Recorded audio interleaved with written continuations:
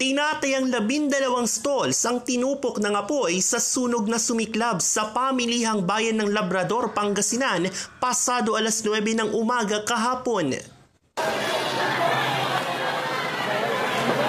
Sa amateur video na kuha ni Jasmine Rosario Castro, makikita ang mabilis na pagkalat ng apoy.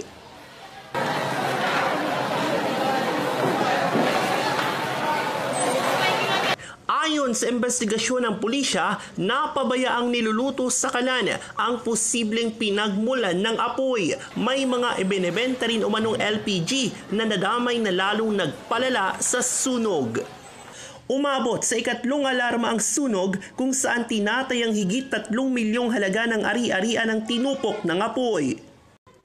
Bagamat may 2 fire truck ang Labrador, pahirapan pa rin ang pag-apula sa apoy dahil wala umanong sariling bumbero ang naturang bayan. Kinailangan pa nilang humingi ng tulong sa 7 kalapit na bayan.